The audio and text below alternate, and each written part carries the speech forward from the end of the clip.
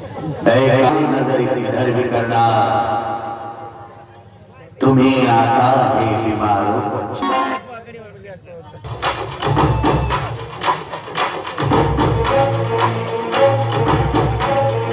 तो हम उसके शिवाजी शेर की ठान है, शिवाजी एक चट्टान की ताकत है, शिवाजी एक शेर का आवाज है। शिवाजी शिवाजी शिवाजी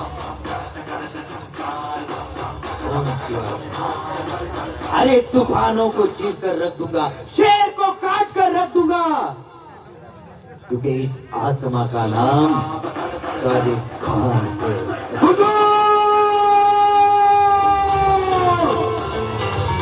शिवाजी राजा की फौज आ रही है। शिवाजी की फौज को एक एक के काट कर रख दूंगा, खून की नदियां बहा दूंगा। सैनिकों, अरे सैनिकों, आक्रमण!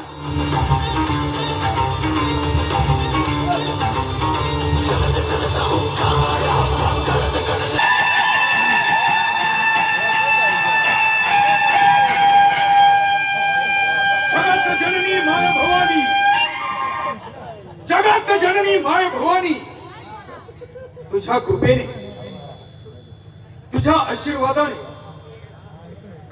हेच शिवाला पाठबळ आहे। अवघ्या वयाच्या 16व्या वर्षी, वयाच्या 16व्या वर्षी महाराष्ट्र स्वतंत्र करण्याचं ब्रीद कंकण माते तुम्ही आमच्या हाती बांधलं। ही एक फार मोठी जबाबदारी तुम्ही आमच्यावर टाकली। तरी सुद्धा आऊसाहेबाच्या गर्भामध्ये स्वराज्याचं बाळकडू पिऊनच या शिवाने या महाराष्ट्राच्या मातीत पाय रोवला आहे। आमच्या या महाराष्ट्रासाठी आम्ही स्वतःचं बलिदान देऊ, परंतु या छत्रपतींच्या महाराष्ट्राला काही लागू देणार। याचं कारण एकच आहे, आणि ते म्हणजे जोपर्यंत मराठ्यांच्या देव्हाऱ्यावर कोल्हापूरचा ज्योतिबा, जेजुरीगडचा खंडोबा, तुळजापूरची आई भवानी, शिखर शिंगणापूरचा महादेव आणि पंढरीचा पांडुरंग आहे, तोपर्यंत या महाराष्ट्राचा कुणी बालही बाता करू शकणार नाही। हे सूर्यप्रकाश इतकं सत्य आहे।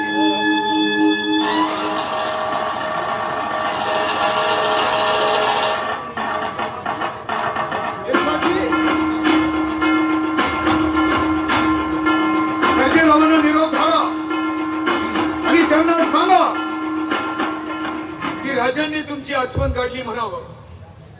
जा,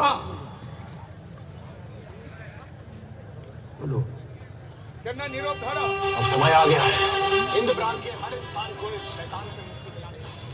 ये जागे जागे हम जागे जागे ऐसा धारा है तू।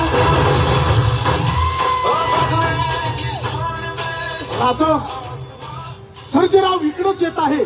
तो पहा त्यांच्या घोड्यांचा टापांचा आवाज। सर्जेराव आपल्याकडेच येत आहे। तू घोडा लावण्याची ताकद ज्याच्यात आहे त्याला महाराज, महाराज, आज तळपत्या सूर्याचे तेज कमी का व्हावं? महादेवाच्या हातातील त्रिशूळाची चमक कमी का व्हावी महाराज? सर्जेराव, तळपत्या सूर्याची तेज कधी कमी झाली नाही आणि ती होणार सुद्धा नाही।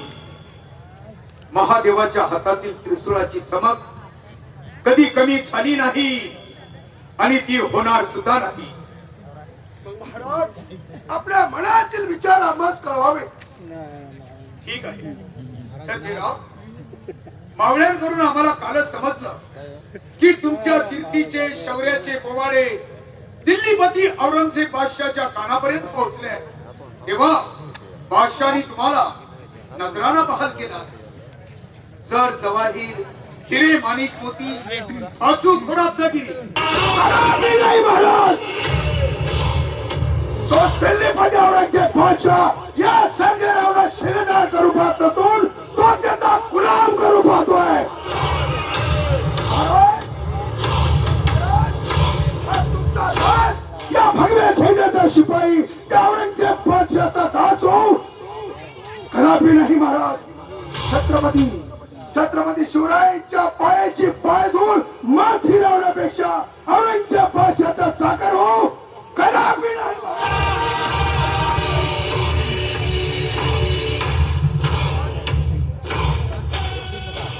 महाराज.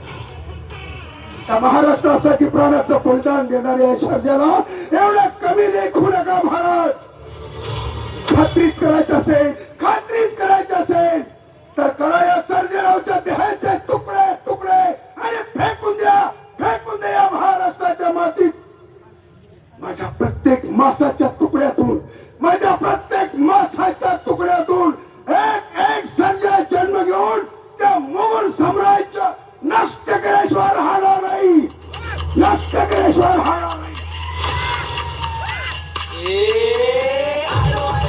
बाजीराव, तुमच्यासारख्या मावळ मराठ्यांची आजही या महाराष्ट्राला गरज आहे. आज हा महाराष्ट्र खंबीरपणे उभा आहे ते तुमच्या सगळ्यांचं श्रेय आहे.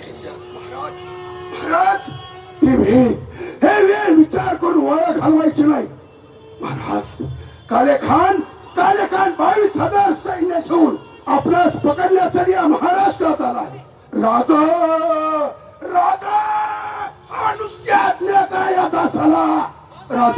आज्ञा करा त्या कालेखानला, जेव्हा तुम्हाला पकडायला आलाय त्या कालेखानला तारून मारल्याशिवाय हा सर्जा कधीच राहणार नाही.